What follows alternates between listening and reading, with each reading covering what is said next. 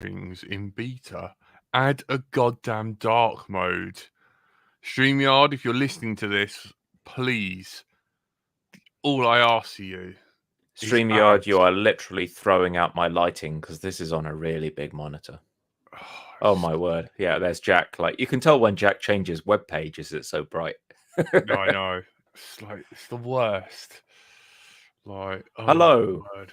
Hello. And welcome to And Let's welcome Drone Out. to Let's Drone Out. Tonight we are joined by no one's favourite Stephen. Hello, it's me again. Sorry. How are you doing? Yeah, and everyone's worst nightmare, me, right until I fly. Hello. Wah. Let's go. Hey, Dominic Clifton. Hey, Caroline Taylor. Hey, Lurgy. John H. Hello, in the everyone. chat. Tailspin. Hello. Clive FBV. Richard Warwick. Hello, buddy. Audio Geek. Hey, how you doing? RC Dude. Hello. Yep, you legend. Still Thanks, tuning everyone. in stuff. Thanks for tuning in. We were just bemoaning the frailties of PCBs and the exhaustion that comes from banging your head against something where you just want it to do the thing it was doing before, and it won't. Do you know what? Do you know what I should do that will make me feel better? Like, does anyone need any? Does anyone need a like E28 or anything, or whatever? I suppose You're I could gonna hit it. harvest You're gonna parts. smash it to pieces, aren't you? No, I was thinking about getting the stick blender out and just blending it. Oh. Will it blend? It sounds like the E28's kaput because you've lifted pads off that, right? That's a goner. No, that's fine. It's the ESP32 that's that is, you know, I think a goner. Sorry, failsafe. Yeah. Let it burn. It's annoying. It's hella annoying. I was saying I was trying to flash in ESC and just can't get the bootloader to work. Bemoaning the kind of death by 1,000 cuts that we're getting from this because it's just hard to keep the energy levels up when you're screaming to electronics, as I'm sure. Squash it in a vice, says the professional here, Dominic Clifton. Yeah, I know. He should know. I'm sure he's had a few annoying PCBs in his time. Super satisfying and a slow process, so you can enjoy it more. Oh, it really was just get the most out of it. It was working, and then the OLED stopped working when I did an update, and then I've been trying to get the OLED to work, and then been flashing it back and forth, and then I decided to like redo all my solder joints because, of course, that's going to be the issue. And then just couldn't get the grounds to disconnect, and then now it just doesn't work at all. Yeah. So it's just vandalism. I was dead happy to be able to use DIY modules and to be able to give people some money when this Express LRS stuff started up, because people have come up with these board schematics and it felt only right to like somehow pay them for it. So it was nice to be able to buy stuff off makers and do the DIY thing, but it's kind of frustrating when you get to the point and you can get a good external module pre-made for not much, sat there with a soldering iron because something isn't quite 100%. You've got a dry joint and you're not sure which one it is. It's a bit much. Check for shorts between pins. Yeah, it's fine. I've had a look. Got like fucking magnifier. Sorry, editor swore. But yeah, like magnifier. Got linen testers. They're big old pins, and it's just vandalism. And to be honest, man, it's like it is cheap gear. Like the old pads were like barely holding on in there. But yeah, it's just like he's not wrong. Very satisfying. Maybe we should do it. Win Davis says use your welding torch. Get medieval on it. Look for solder splashes and solder balls. Yeah, true. Yeah, it's just so bullshit. Just don't know. It doesn't even flash. And then I tried like making like doing some jumpers for, maybe it was a grounding issue, and then I plugged it in and then blew the, the temporary fuses in my motherboard. So now my USB didn't work. Something And I was is just like, definitely shorted, but it might just be past the time when you have to say, like, I've spent X number of hours and yeah. I'm not like in indentured labor being charged out at 10p an hour. I've just got to admit that I could have bought another one with the time I spent working on it. I know, yeah, totally. It's total like pointlessness, like, and now I wouldn't trust it if never give up. No, stop telling me stuff like this. Never give up. It's not healthy. Just Yeah. get the right tools to fix it. Yeah, just a fucking blender. I've got some builds I feel are just cursed, like flat out cursed. I had a 3.5 inch that's now flying okay, but that build must have taken me 5 months because I just got one dodgy AIO, and then I tried to make a naked Vista, and I buggered up the little MIPI connector trying to clean it up. I think I bent some of the pins, and no. Those MIPIs are unserviceable. Like once it's trashed, you can't do anything with a MIPI. Well, the MCX connector malarkey. No, MIPIs. So they're kind of like a ZIF connector for cables. Okay. But there's the latching ones where you've got the little lever and you push down and it clamps the end of a ribbon cable. The MIPIs have like a very slight click connect, and they use them for the DJI cables. And oh yeah, don't Apple use them for like JTAG connectors? Oh, they're all over. Yeah, if you open up a laptop, you'll see them all over the inside of a laptop, connecting your like SATA ports and all that stuff. They're everywhere, but they're really not designed to be serviced and changed by end users. And you get a couple of insertions, and if you go a bit, not even Hulk on it, but you just kind of look at it wrong and put one end in first at the wrong angle, and you can bend one of the little pins inside so it comes up out the plastic. And when you've done that, unless you are like some kind of surgeon with a pair of tweezers, that thing is just dead. And you can't easily remove the MIPI connector from the board unless you're very skillful. So it's kind of annoying that happened on one DJI, and it was just bummer. That's like 90 quid. Screwed. Yeah, Dom, send me that. He was just showing. There we go. He goes, yeah, Dave on EV blog got a 50 volt on probes and just shorted out all the components individually to let all the magic smoke out. Send me that video because I probably need that to like when cheer you myself absolutely up. Positively want to kill every in the room. Yeah, just oh god, the breathing in the flux as well. It's like I've been, like you're getting angrier and more poisoned as you go.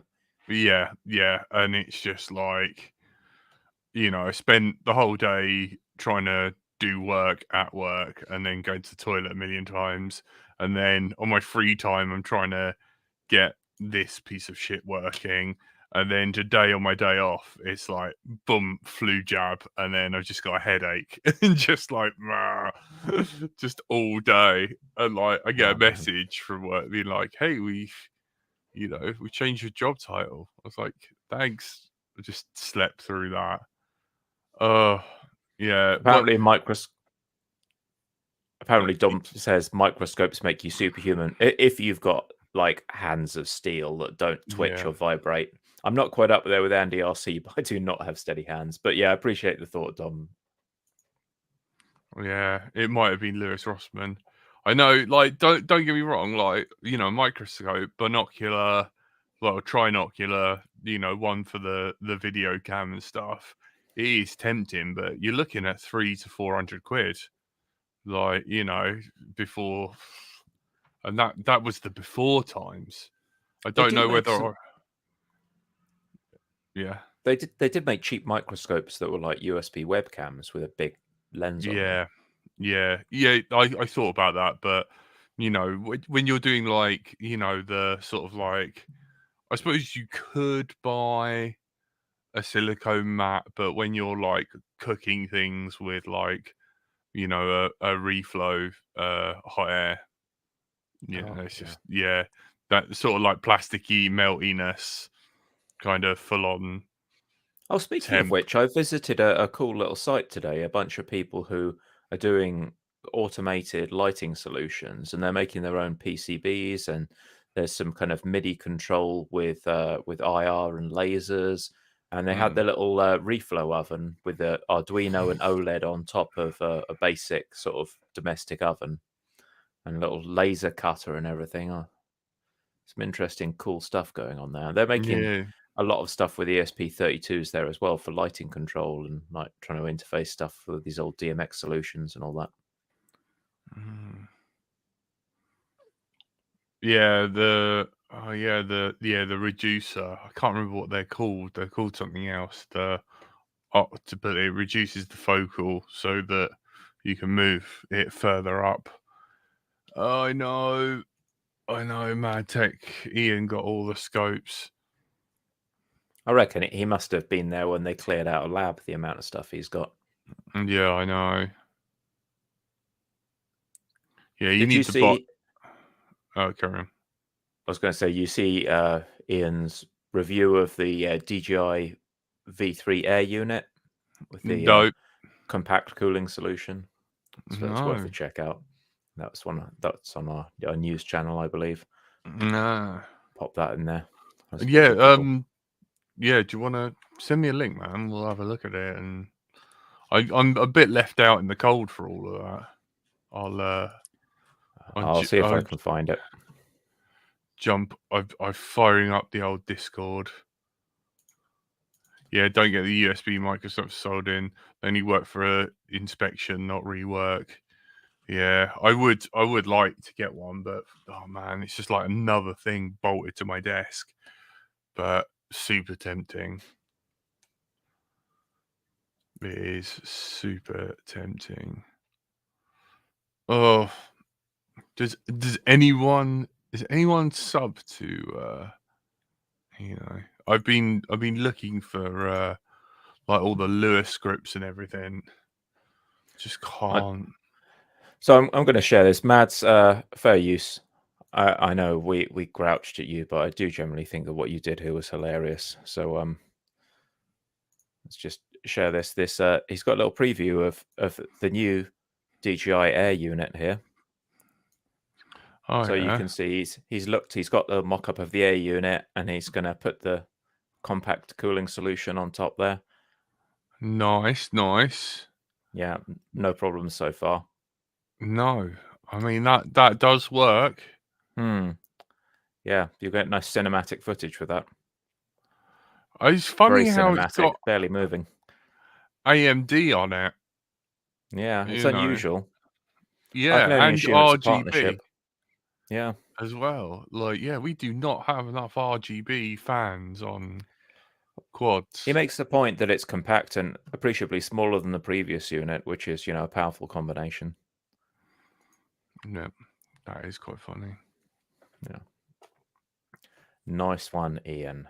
Well done, sir. Well done. Well played. Indeed. Oh, some other bits and bobs.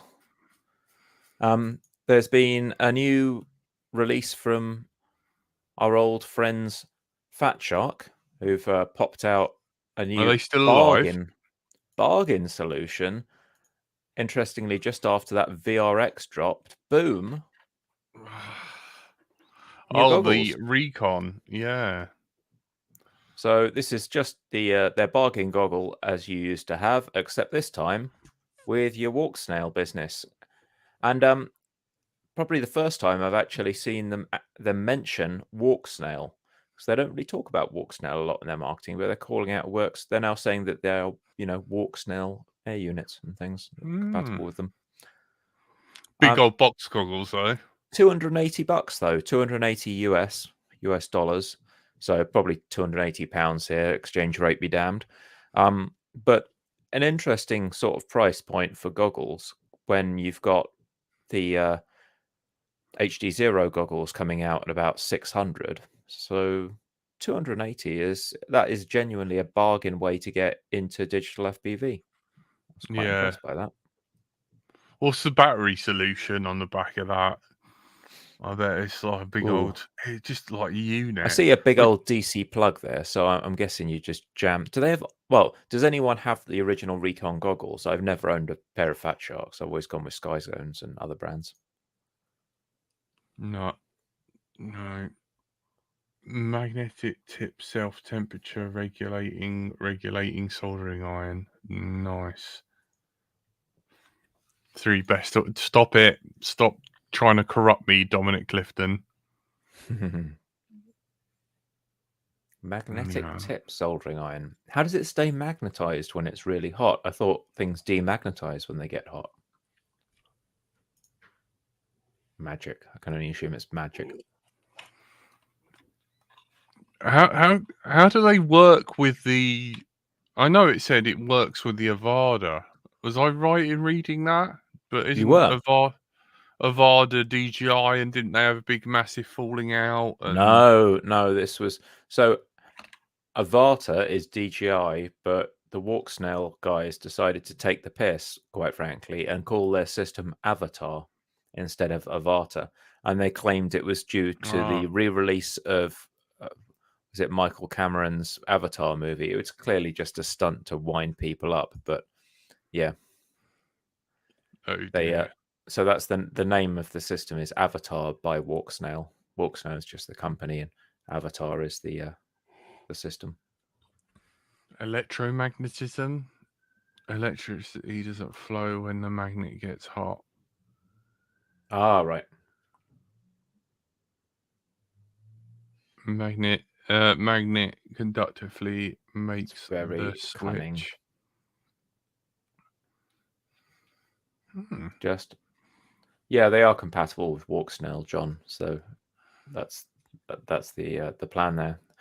But you're buying a $280 pair of goggles, and every time you buy a VTX, that's like $120 or $140. So the VTXs are still eye-wateringly expensive. Oh, James Cameron. I said it was someone else, didn't I? But yes, someone who is lovely, who is a legend, is Clive FPV. Cat videos are always welcome. Oh, there's this from Bruce as well. Bruce has finally snapped, it seems. Thank you. And he's not happy. He's not happy that the America's Modeling Club, AMA, is trying to work with the FAA. He's convinced it's all just some big bribery factory like football, and everything's going down the toilet, and this is the beginning of the end. And he spent a long time kind of hammering this point home in a video. It's interesting to watch because he's very annoyed at it, but they are doing what they said they were going to do. So I'm not sure what more people could have asked, really. The point that's being made there, I guess, by Bruce and others is AMA and BMA are grey-haired institutions, and they're greying out, as Bruce puts it, right? So that the members are not getting any younger. And by following these rules, they're now flying well outside of the recreational parks and more social venues where they maybe used to fly little foamies, or you might have taken your little toothpick or a whoop and just messed around in the park because, not going to hurt anyone. And you got some kids interested, and they might have gone and bought models or built some of their own models, and it kind of perpetuated the hobby. But now you've got people who are going to be moved out into distant fields where they can't be near anyone and no one's going to see them flying. And so you're not going to get new members. So the members are just going to, who are basically all 5 or 10 years north of retirement, they're just going to die. And then the hobby is going to be left with very few people in it because there's no way of attracting new members, which is kind of a problem. It stops it being sociable. I don't know what your thoughts are on that. Oh man, well, we've got it in this country, haven't we? Countryman members or whatever, where you can just fly in your own with. Am I right? Is it the same thing? I don't want to be talking about stuff I don't fully, haven't fully looked into it. I'm not sure what you're talking about. The BMFA, you can still be a member, but not in a club as a countryman. Oh, right. Like Countryman, a yeah. journeyman, sort of like on your own. Yeah, and meanwhile, like for instance, the Brighton BMFA, there's they don't want drones, they're not interested, and Right. you can only fly helis on a Sunday before 11 a.m. So I don't know, from 12 Excuse midnight me? to 11, yeah, something like that. It's very strange. So like, hang on, let's have a look, but. I yeah, it's like he's kind of got a point, but there's other weird shit like Flight Test, some of their new foam models, you can't get the plans to build the new kits, and you've got to become a membership with them as well. Dominic Yeah. is suggesting you get into the schools every show and tell, every open day, every parents' evening. You're going to be there with your freestyle quad at parents' evening, right? Until they admit that it's a good idea. Mm.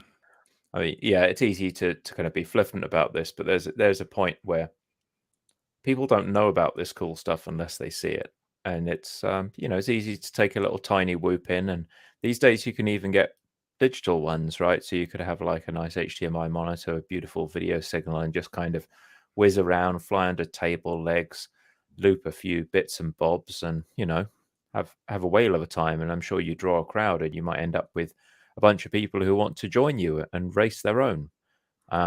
There are a lot of ready-to-fly kits for tiny whoops and stuff these days. Helicopter flying has only got priority before 10 a.m. each day. Why do As you need priority helicopters for helicopter flying? helicopters and fixed-wing aircraft do not fly together. Helicopter Why? flying is limited, and there's just like, Why can't you fly helis and fixed wing at the same time? I don't. I really don't understand this. I mean, anyone can fly with these fixed wing pilots because all they do is take off and do circles at 100 feet around the edge of the field, as far as I could see. I was chasing a few of them, and they don't go anywhere near the deck, and they just go around in circles. So it's quite easy to fly a quad with them. The guys that I spoke to were very open and happy for me to fly. I'm kind of a bit curious about what I was doing, but it's really easy to stay out of the way of fixed wing stuff. Like, they're not going to fly into you, and you've got all the maneuverability if there's someone in front of you to absolutely stay out that way. It's not challenging. They're I massive, know. and they're quite slow and predictable. They don't suddenly jump to the side or up and down. Oh god, helicopter safety you got to download, but I just. Well, let's look at helicopter safety then. What Do you really want to like? I'm honestly curious to see if there's a multi-rotor section in helicopter There safety. isn't. There isn't like permit to fly, fixed wing, learn to fly, info for new members. I'm just wondering whether they say like we are primarily a fixed wing club. However, we've passed a few fixed wing permits to fly proficiency tests and are permitted to fly helicopters. Unfortunately, we're unable to provide helicopter instruction / tuition. This is the thing as well. There's so many ready-to-fly kits these days. People aren't building their own helis and fixed wings. They're more likely just to grab a kit. Comes with a cheap radio, might even come with a cheap set of goggles. There's indoor flying at Brighton Alderidge Community Academic Falmer. I don't know.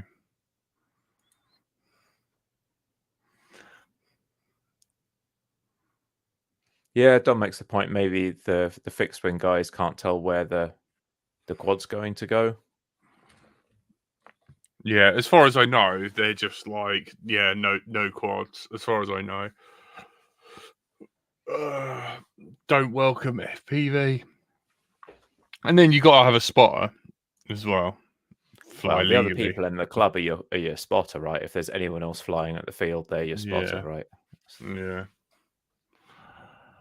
That's why I'm leaving my club.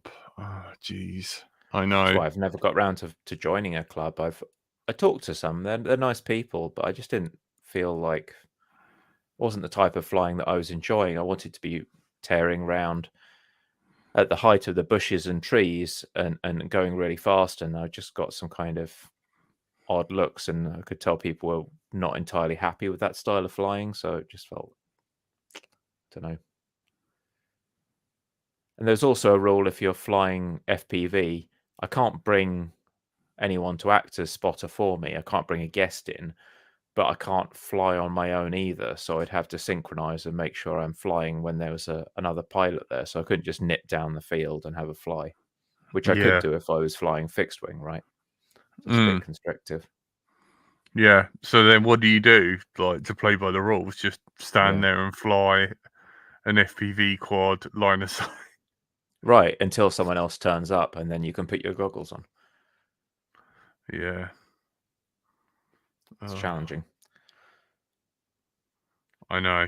I don't. If I'm part of a club, I'd want to stick by the club's rules and show them some respect, but equally so, they don't make it easy to do that. I don't want to join a club and then just be that guy who ignores all the rules, but yeah, what are you going to do? It's like, yeah, I think, yeah, I mean, we got a friend who got disciplined for hand launching and catching a little mini foamy fixed wing. So I was just like, oh, geez, I need to get a drink. I don't know whether you can fluff for a sec. I've completely forgot to bring a drink. I'm sorry. Worries. I'll see if I can waffle. Can you tell me, like, the rabbit hole you went down for flashing the ESCs? Do you wish that you never bothered? Is it a painful thing? Are you all right? Okay. I've got such a rabbit hole for this. So I started out with an ST link, and I started flashing stuff with an ST link, and then it looks like the configuration for the ST doesn't match the firmware I flashed. So specifically, the bootloader isn't working because the bootloader is expecting to work off some other pin or something. I honestly don't know. And then I decided to not connect it to a flight controller, but I wanted to configure it. So I had to set up an Arduino. And so I've just got all these wires hanging off this tiny little ESC. And it's, to be honest, I'm not sure if I can be bothered anymore. It was an interesting idea. I thought, yep, I'm gonna have AM32 and I'm gonna put it in a tiny little 2S car with a little PWM RX. It's going to be a nice, neat little solution. It'll be hilarious. And when I plug in the car, power it on, it's going to play a tune and it'll be cute and funny. But, oh my word, no. I've now bought an AT Link. Don't know why I bought an AT Link. I thought maybe I'd flash some Artery Tech ESCs because they moved all of those cheap ESCs by iFlight and other people, Hack RC, they all those kind of people who are rebranding other ESCs. They all moved from STM32 onto AT32, and that's now impossible to flash because you can't use your ST Link to flash it. You've got to get an AT Link, and the software is a bit like back to Windows 95. It's all a bit challenging. It's all a bit tiring. And I'm kind of in a low energy mood now after all this because it's just a few things I've touched in a row that didn't work. And then we see the whole AT beta flight thing, and it's just, oh dear, it's just exhausting. So there's Skyo 4X. So that did work. You don't recommend flashing this? Which one have you got? Those are good. And I know the guy who works at SkyStars. He's been very helpful. I think he's actually on the AM32 groups. He's very helpful, kind of guide you through it. So yeah, those fairly easy to flash. What I was doing was flashing some completely different MCU. The one you've got there, it should be an an STM32 F051, I think 051, which is just easy. Any STM32 stuff is very easy to flash, but the Artery Tech sort of clone MCUs, just tiring. And trying to get the other one with the unknown bootloader to work. That was an STM32, but it was from Flycolor, and I have no idea what bootloader to use, so it was too much. But I put a backpack in my goggles, and I bought a new not a totally new module, but you can like get the smart bit on the module for these. It attaches, and you get a new one for $30, 30 US, and plug it in, and then you just have a backpack on there without needing to solder it, and it upgrades the steady view thing as well. You know, the rapid fire fusion copy that they have. Yeah. So it works out some bugs with that as well. So it's kind of a 2-for-1. Oh, nice. That works pretty well. Yeah. Yeah, it is going the way of, like, needing a backpack, because, like, running Ghost, I'm like, I haven't got any lure scripts for my KISS stuff. I'm like, and now you've got diversity receivers. I'm like, it's looking more and more tempting. And I'm worried about, like, how long Ghost is going to carry on for, because there's just no receivers, and he's now gone with Orca. Well, I thought Ghost was part of the prepackaged kind of ecosystem that they were trying to build at Orca. So they've got all the immersion RC plus the Orca stuff, and it kind of creates this ready to fly package with everything, right? Yeah. We were talking about that with the like, the Orca USB Bluetooth like, gamepad. Yeah, they've got a phone JR bay transit. with Bluetooth in, right? Which looked like a bit of a reach to me because it's 30 quid, and my Happy Model Express LRS module costs less than that and happens to include Bluetooth. Yeah. Don't worry, you can flash ELRS onto Ghost hardware.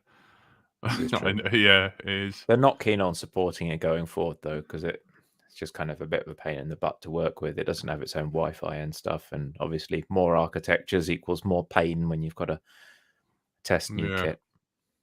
No, it's J2O. It's not Kabucha. Don't worry. Oh yeah, I forgot it doesn't have a internet module, Wi-Fi module. Yeah, it's easy to forget how annoying it is to not have that. It's kind of surreal these days when it's like Upgrade Express LRS and you just power everything on and then open their configurator and it all just pops up. Oh man, 5 or 6 devices just jump into your home network and say, upgrade me. Yeah, I'll leave it on Ghost. I might just stop using Ghost for a bit and then just continue using the Crossfire lure scripts and that, so I can do, I can do tuning. I think Ghost's a perfectly good product. It's just if you can't buy the receivers, that is always a bit of a pain. It was Crossfire a few years ago, right, where you couldn't get any of the receivers and everyone was stuck when in the next batch arriving.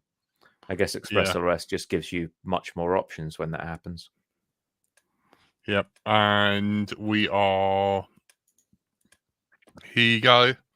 So I remember asking Fedorov, and he was like, I gave the Ghost code like months ago to the Master Fet Tech that will be public, easy peasy. Cool. Can't seem to find it. But that was like the 3rd of May 2021, and it's like you Google, you go to the you go to the KISS for the lure. It's just not there. I'm like, challenging. I know. I don't know. I don't know whether I'm dumb or what. But evening, Numbskull. Yeah, I know. How you doing, buddy? Is Lurgy here? Lurgy, how you doing, man? I will hassle. I sent the artwork to the printer for your stuff yesterday, I think, after I finished work. So John's asking me what do I fly? I can go and just out of shot here. It is a big stack of everything that I fly. The first time I went to a flying club was with a 2.5-inch micro analog, FPV, obviously. So not just 5 inches. I've got like 3 5-inches and a 7-inch. Those are the big stuff. And I've got everything else is 4-inch or under, 3 4 inches, probably 5 3 inches, and 2.5-inch. Many. So yeah, lots of micros, because around here in the centre of London, I can't go balls to the wall with a 6S 5-inch, much less the 7-inch. I mean, they're a lot of fun to fly, send that thing to the moon, cut the throttle, watch it go off like a cannonball. Wonderful fun. You can't do that in the middle of a city. The noise to start with, let alone the risk if anything happens. So yeah, my first serious quad was the Aurora RC. Oh, QAV 105. So it's modeled after the big QAVS, but it's a QAV 105 mil with, I think, 2.3-inch props, maybe 2.4s. Yeah, with a tiny little antenna hot glued in the back. They've still got FR Sky with the giant bunny ears. That's got to be upgraded. So that was the first non-whoop thing that I tried flying. But these days, this is kind of my go-to park flyer. AOS 3.5 V2, 1505 motors, Cadex Nebula 4-inch? Pro, 3.5-inch, Gemfan 3520, digital, got Express LRS on it, OVS, an H743 AIO, and it takes a 750 MAR 4S and keeps it under 250 with the whole setup comfortably. So you just no do problem. whatever you want. Oh man, it's so tempted. So tempting. That I've kissed scumbag, so I'm gonna have to sit there and try and buy a Kiss Ultra Mini. It's like, yeah. So Dominic's probably going to laugh at me, but yeah, that's a JHEMCU H743, not one of your fine boards, I'm afraid to say. yeah. I needed an AIO, and I wanted an AIO with a 10-volt Beck, which I think I've actually petitioned you for in the past, but better things to do with your time, I'm sure. And it performed really well, with the exception that I had to write the Betaflight Unified target for the board because it arrived with an iFlight target on it with a bunch of resource remappings, which wasn't ideal. So yeah, bit of a mess. How was your venture into fixed wing? Because have you it's ordered still in a stuff? box down there, and I'm exhausted. And I haven't got around to building it. It's in a box. I want to work on a project that doesn't matter, and I actually do it, and it's successful, and it just works, and then I don't break it, and then I've got Flying Fish, Atom RC Flying Fish, which is a 400 mil dinky little fixed wing. Picture for anyone that's interested. Little twin engine, simple, very simple. Towards the end of the show, I will plug this in and see whether my camera and everything will go blank. You'll have to end the show if that does. That's why I've got USB hubs, because I've had stuff get really hot, and whoops are the worst, because a lot of whoops, they power the VTX off USB, whether you want them to or not. So you just plug it in and you're like, why is this so hot after I've flashed it? What's going on? I haven't got the battery plugged in. And then you'll get your goggles on. You're like, the VTX is on. How? Why? And they're just, all the 5-volt pads are live. There's no concept of like 4-volt 5. It's just all live. So your VTX powers on the instant you put USB into it. No. The Tiny Hawk 2. I don't know whether Where am I going to fly it? Well, I'm not sure. That is the thing. It looks really slow, so I'm going to fly it hopefully around my little park and do a few circles, and just go at snail speed. I'm going to try and keep it as light as possible. It's got two 1105 motors, right? And I fly like this quad. This is a quad with 1105 motors, right? And I can fly that on a 3S 450, and that's got 4 motors. And admittedly, I'm not running them at full chat all the time like you might on a plane, but I think I can probably get away with a nice light battery. And by using a light battery, obviously, it doesn't stall as easily, so I can slow it down.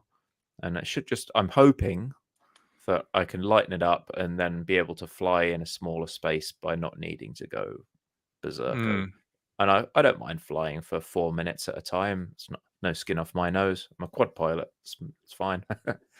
Not a problem. Yeah. Oh man, it is tempting to like go down the tiny things, but I'm kind of just waiting for to move into digital, because there's no analog stuff anymore, is there? It's getting rare. Yeah. Well, it's out there. There's some cool stuff like I've been working to try and test some of the open VTX stuff. That's all analog. I was talking about MSP VTX the other day. Oh, the ET125. I was so impressed by that. I didn't buy the quad. This is to Richard Warwick, but I actually bought that frame. I have that frame in a box down there, the ET125 frame, because I was going to build my own version of it and tweak some of the components. I never got round to it, but I've still got the frame down there in the box. So I kind of moved away from ducted stuff. But yeah, that looked like a lot of fun back in the day. I think it had these Sunny Sky 1106 motors as well that were absolute. Is that what you're on about? Yeah. The little.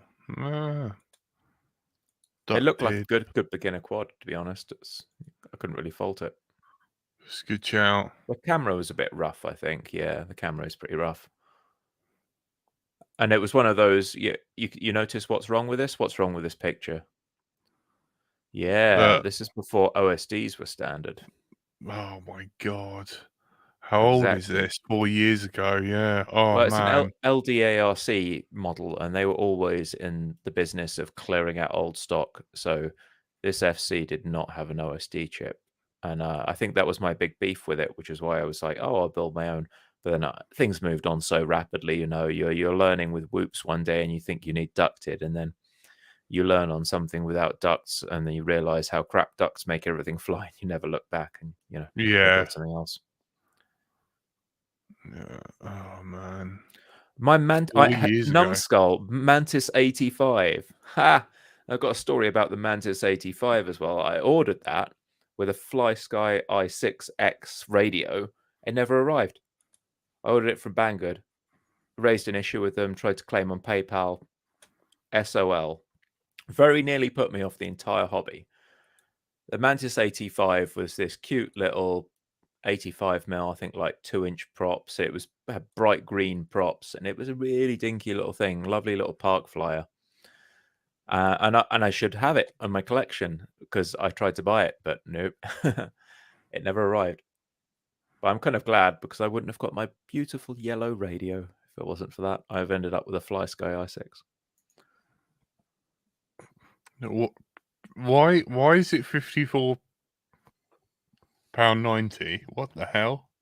What is a Pro Evo? Why is it so much money? Lord alone knows. I mean, the Unify Pro V3, that's bloody 40 quid. Holy How much Christ. power do you get out these things? Are they really powerful? I don't know. The ones I've been looking at the top, if you go graphical OSD and microphone, okay, fair enough. It's got an OSD built into. That's cute. Yeah, I don't know why you'd want. Can you go back and look at the top, because there's the Open VTX stuff I was talking about up the top. Yeah, you see the Happy Model OV300 and OV303, the two top left. Yeah, and that one in fact as well. So these guys, you can flash them with the Open VTX software. They've got a proper bootloader on them, so you can upgrade them. And they currently support smart audio and tramp. You just select whichever one you want, and it figures it out. Like whichever one the flight controller starts speaking, that's what it uses. It's just such a nice concept. You don't need to be guessing, oh, is it 2.1? Do I have to set the power levels like this? And then they added another feature. So there's... Is this what you bought? I haven't got that. No. Okay. I've got the Happy Model super cheap one. It's like 25 quid. It's okay, yeah. Very bargain. But yeah, they got the VTX to speak MSP to the flight controller. So the VTX can start talking MSP. The flight controller waits and goes, oh, yep, you're speaking MSP. And the VTX then offloads all of its data to the flight controller and says, my bands are this, my channels are this, my power levels are this. And the flight controller just fills in all that data automatically. So there's no adding VTX tables at all. Oh, for the win. For the win. No more messing around. I can't see that. Is the Happy Model not here? Oh, it's ancient and a bit cruddy. I'm not sure. Fair enough. ELRS ES2040X. It's the one in the top row in the middle. That's the cheapest one. The cheapest one. Yeah. There you are. 26 quid. You have to self-assemble it yourself. You have to screw it together, stick it in with a bit of glue. The first batch, they actually shipped you a 3D printed bay. It wasn't even like that molded bay. I got this really dodgy 3D printed box. Holy crap! Yeah, but it was 26 quid. Yeah, I mean, I'm loving the little mouse nibbles on the edge of the PCB. Mm-hmm. Yeah, there's a couple of screw posts inside, so that the mouse nibbles are, you slide it over the screw posts and put a couple of screws in, and that bolts it in. But you have to do it yourself because evidently the labor costs. Oh, is that what these factor. cutouts? Yeah. Or they go over the little plastic nubbins. And the large one, obviously, is the tail end of the pigtail, I'm guessing. Yeah, probably. Oh my god, I like analog. No, I mean I like analog, but I remember, I was like searching for, to follow my mates at the LDO 7 years, and you are literally looking for a little speck, and it is horrible, and my eyes aren't getting any younger. You've never flown digital? Right. So what's Dom flying? It wasn't flying Betaflight or iNav or PX4 or KISS or ArduPilot or MultiWii or Baseflight or Clean Flight or Silver Flight or Emu Flight. So Dom, what are you flying? I know. What is he up to? I believe I'm buying a friend's module for HD0. So yeah, I think I'm going down that route for now. So don't keep us hanging. What were you flying? Yeah, don't worry, you're not on your own. I believe if Penis had joined us, I think he'd done an interesting poll, and there was oh, sorry, mate. I just said what you said. You've got to read the comment that that you're answering here, because I don't know which one you're talking about. What do you mean? Well, it's like you started answering someone's question, but I don't know which one you're talking about. Oh no, which means the viewers I got a text. Yeah, I got a text. Right. Lurg. Lurgy was like, "You just said what I was asking about. C/C is dead to me." That is funny. What's Hydra up to? I know. Oh dear. Here we go.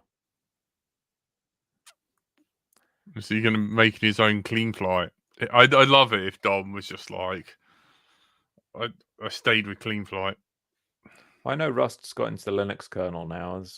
There's a lot of people who are trumpeting its amazingness, especially when you have multi-threaded code, because it's memory safe. Well, it's more memory safe, a lot more memory safe, because you've got like a thread that actually owns the object instead of basically every thread grabbing objects and trying to mess around with them and hoping that no one sort of ruins the lovely tennis volley that's being played with this object between threads. Oh, Dom, don't be mad. The Betaflight crowd does love you. It's just that you're running a business, and business and open source are always a difficult pairing. Yeah, We I do forgot like you. about We do respect the massive amount of work that you've done. Really do. Yeah. Really, we do.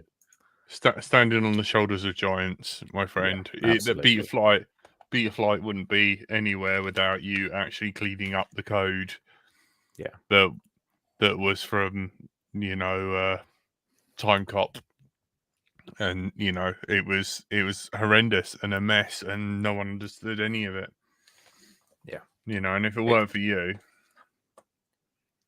we should have Dom on again to get him to talk if he's ready to maybe drop a hint or explain what's going on there. I think that'd be a fascinating story.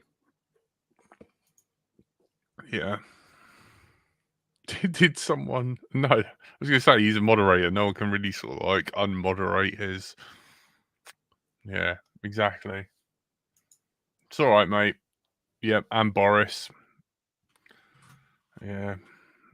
Yeah, Boris insisting on filtering stuff.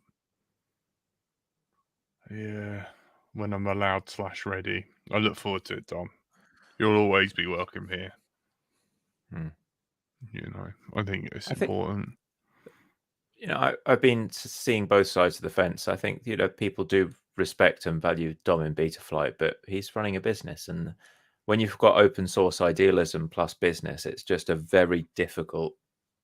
Someone's going to be unhappy about that. It's the short version. Yeah, me and you need to hang out, man. I was enjoying our little Discord things, even though it was just like two people not properly talking to each other, just grunting at electronics. Grunting and shouting at ESCs. Yeah, fuck. I need to clean this bench. It looks like a fucking war zone. Sorry, editor. I'm sorry. Yeah, the Chinese cloners, as Dom says, are always happy. Yeah. Or at the very least, fiercely productive. Yeah, there's another spate of activity around that as well. Oh my word!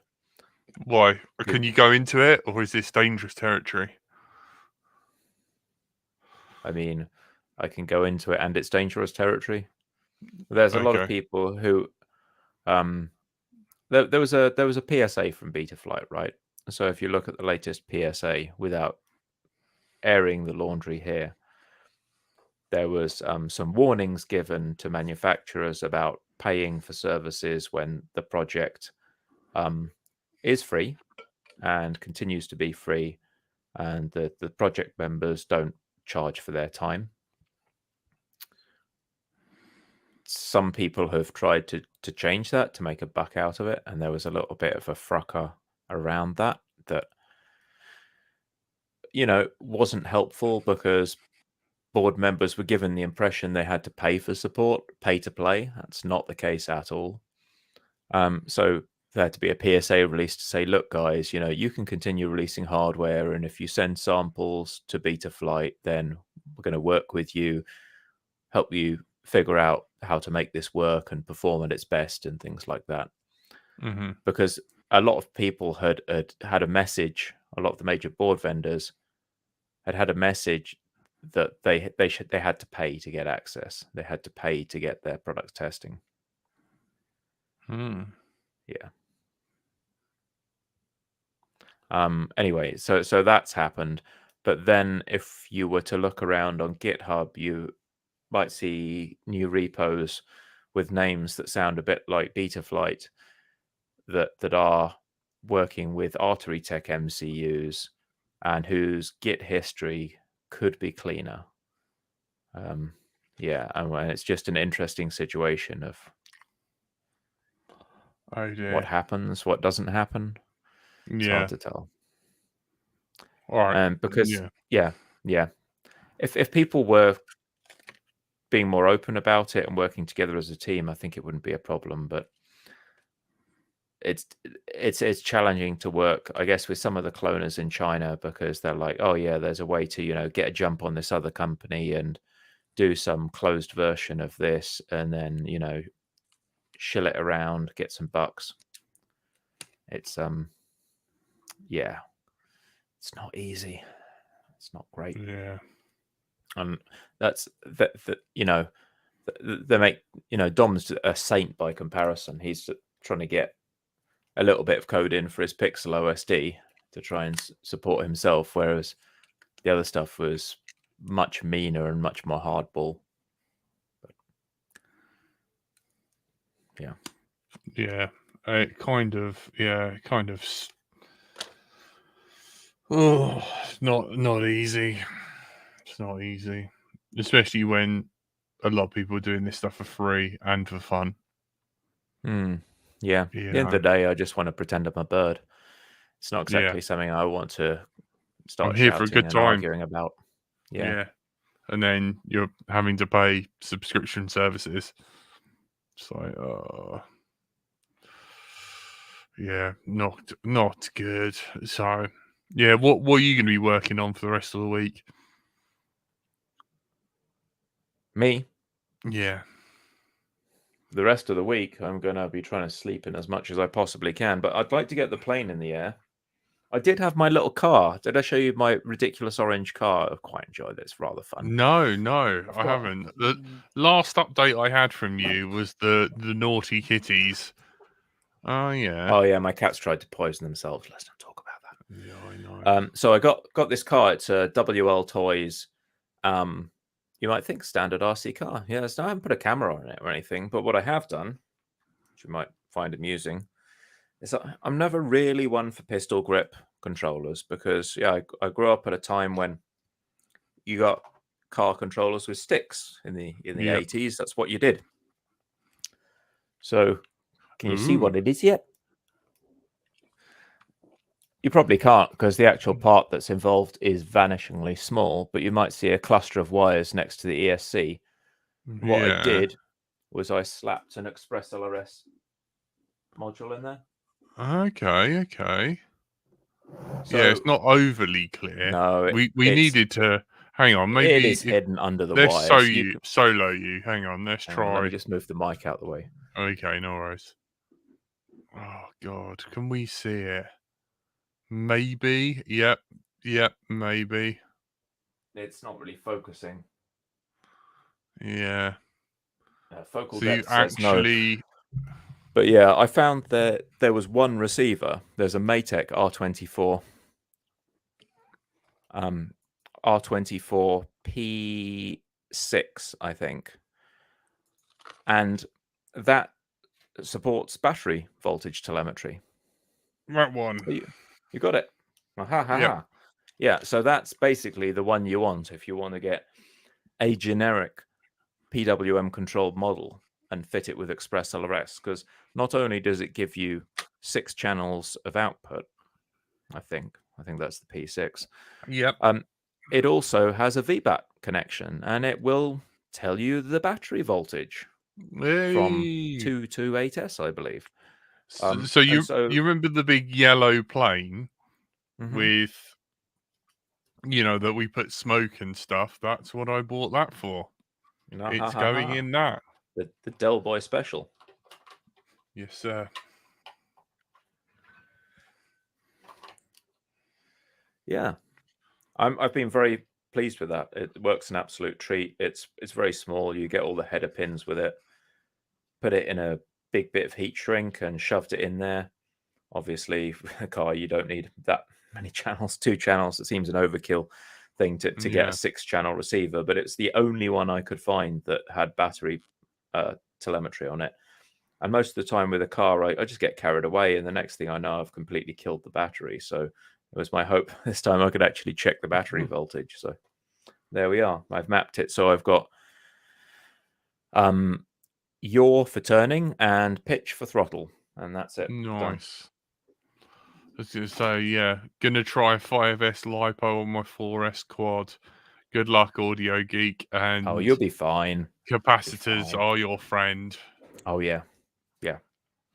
Everyone should go on eBay and buy a big bag, like 5 or 10 at least, Panasonic extra low ELR, ESR, that's the one. ESR capacitors, like 500 microfarad, or just go balls to the wall and get 1,000, and get ones that are rated for about 1.5 times the voltage, so you're all good in case there's any little whoopsies. And off you go. Yeah, definitely a good item to have kicking around in the box. Yeah, but I know I need to power test the retro quads, and then wire up the old XT60. Maybe that's what I'll do when we finish the show. We'll finish that and have a hover test. Oh, Dom. Oh, yes, I do have drift cars. I've got the cutest drift car in the world. Look at that. Look at that. It's got its looks little like a drift ute. wheels on. Yeah. It's got proper little drift wheels on and a metal chassis and something that's about the size of the palm of your hand. It's a hilarious little thing. I think it was only about 35 quid. And then I got alloy wheels to go on it just because it cracked me up. And it's got lights, it's got working lights on. It's quite the indicators. Don't like Lurgy's all about the scale. No hand of God. Oh, strobing. Yeah, you want to warn people about flashing lights. Yeah, flashing backlights and front lights. It's and they've even thoughtfully put a power button under it, so you can, if you pinch it in just the right way, which I now cannot do, you can turn it on and off without taking the chassis off. Oh, well, I managed to turn it on. Now I can't turn it off. Well, that's that. Oh well, it's the end of that. There we are. I turned it off. Yeah, by thumping it with my clumsy hands, I can turn it off without pulling out the pins. Yeah, sounds good. Laugh that. So it's small enough you can like drift around the kitchen table. Absolute laugh, it really is. It makes everything feel huge. Like you can go on a little footpath that's 2 meters wide, and it feels like a giant car park. It's great. All right, man. Well, that is all we've got time for. I think that's it. Me and you might be hanging out in Discord. So if any of you do want to say hello, yeah, we may or may not John, be there. I think that was a WL Toys. It's quite easy to find those because they're 124 and 128 scale. There's not that many in that category. So if you search for like 128 drift car, you should find it. Okay, no worries. All right. Yeah, you've been listening to Let's Drone Out. We are supported by our lovely Patreons that gives us the ability to, if you're listening to this on SoundCloud or Apple or any other podcast platform, we've been bleeped out and cleaned up by our lovely editor, and that is all paid for by our lovely Patreons. We do appreciate you guys. You guys rule. Thank you so much. If you do want to watch us live, we're live 8 p.m. UK time every Thursday on YouTube. Let's Drone Out. And you've been joined by the wonderful Stephen. Cheers. Thanks, everyone. Thanks for being on the show again, Jack. Good to hang out. And thank you for our wonderful Patreons. For those who are interested, it is a WL Toys. Get ready for this. 284131. Catchy model names. 284131. Nice. And I've been Brighton to Life Live. Thank you. Good night. See ya.